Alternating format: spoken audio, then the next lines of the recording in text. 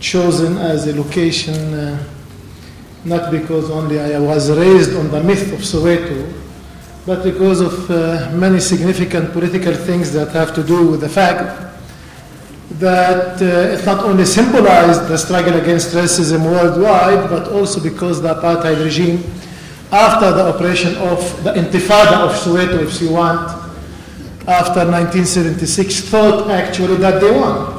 And until 79, the apartheid regime thought that they had their grip on the land, until it bursted again out in the 1980s. So it's very important, very symbolic for the people who are yearning for freedom and liberation all around the world. Today, before I came here, I visited the museum, the Apartheid Museum nearby, and at least one thing, of course, I agree with the speakers before me, that there are still a lot of grievances, social grievances, and social gaps, and justice is not gained, of course. It will take long until you gain economic and social justice, but at least one thing is gained. Apartheid is in a museum, which is something very, very important. You have to visit a museum in order to know the history of apartheid, which means that institutionally, legally, the system is dismantled, and you are sovereign in your own country. Nothing will stop you now from gaining all the other things. There is one other place in the world where apartheid is still lively, is still there, is still alive and kicking, if you want, which is in Palestine. And as you know, we are using this term apartheid now, although it's not a Hebrew word, not an Arabic word, not an English word. You know where the apartheid comes from, and you know it's not translated to any other language. I hope that people made some thought, why is the word apartheid not translated? Is it a coincidence that you don't find it in other languages? I think people did not want to harbor it in their languages. They wanted to stay away. That's why it is very important that we are using it, because it makes negative connotations. So tactically it's right. Apartheid is a word that was not translated, neither to French, nor to English. No, it remained like it is, apartheid, because it had to remain a special case in history. It has negative connotations. Languages want to stay away from it. They don't want to translate it. It has to stay a strange word in other languages. But why do we use it? Why are we saying apartheid concerning Palestine? Only because of the negative connotations? Actually not. Apartheid is one bad regime of racial separation and discrimination. It's not the worst. There have been worse. For example, the extermination of the natives in North and South America. Extermination, total annihilation. There are less severe kinds of racial discriminations, for example, in the United States. Apartheid is one system which connected both colonialism and racial separation together at the same time. Now, these two elements do exist in Palestine, and that's why we are not exaggerating at all if we say apartheid in Palestine. Not only the year. Apartheid was declared in South Africa officially in 1949. Israel was established in 1948. Not only the year.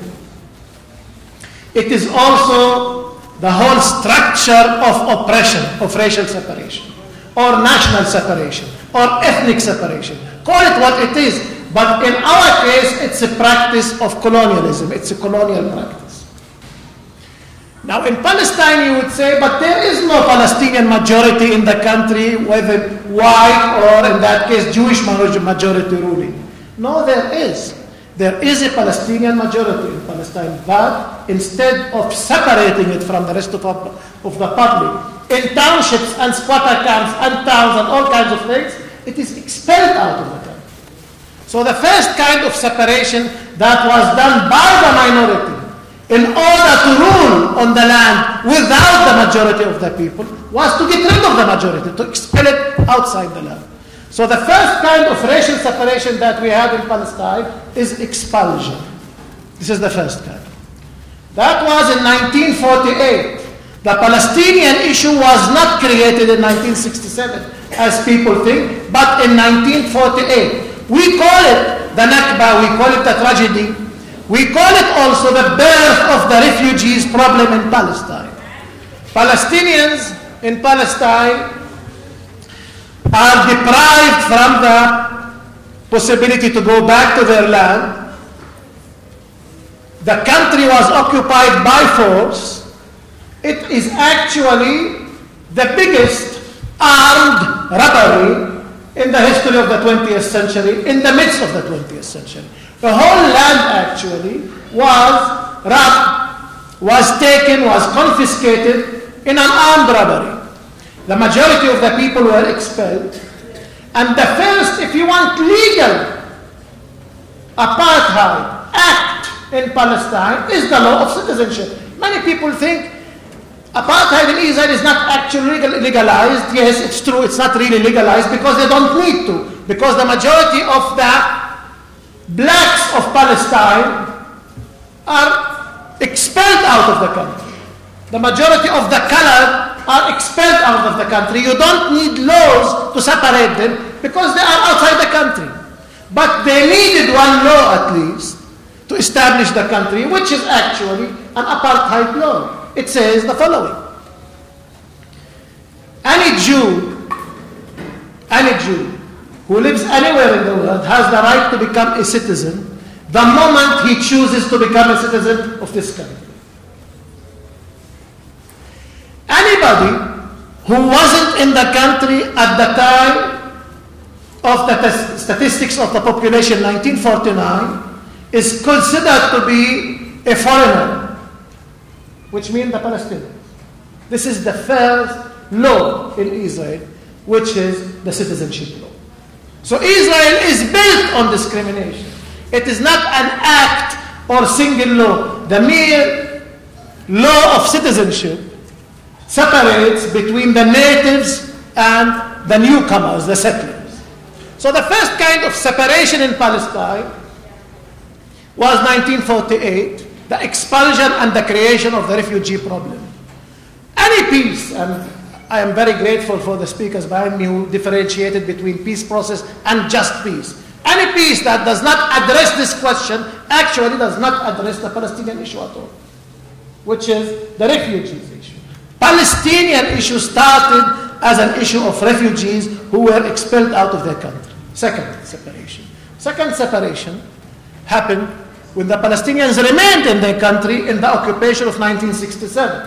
This is another kind of separation, where Palestinians were subjected to military direct occupation since 1967, which is now around 41 years of direct military occupation. If you take away the word occupation, if you just take away the part, or put it in brackets, what will you have in Palestine? If you look at Palestine as one unity, it is an apartheid regime. In order to make it even more clear to our imagination, to illustrate it better, they built a wall.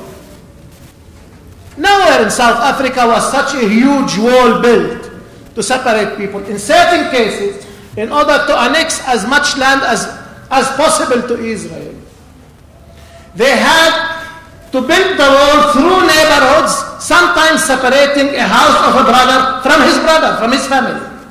It split neighborhoods, the wall inside Palestine, in order to separate the populations. Now, you could say, of course, and I want to make it harder for all of us, because, you know, there is a kind of Israeli lobby in this country discussing things all the time with us. Well, Israel doesn't want the occupied territories. It built a wall in order to separate itself from the occupied territories, and the Palestinians have independence. It's not true. It's not true at all.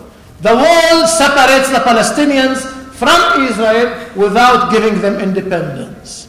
That's why when the Israelis claim we are separated from Gaza, what do we have to do with Gaza? We withdrew from Gaza. It is exactly like the guards of a prison withdraw from inside the prison in order to guard it from the outside. It becomes even worse. They don't have any kind of sovereignty. They control food, medicine, electricity, gas, energy, labor, movement of human beings, medical treatment. They control everything.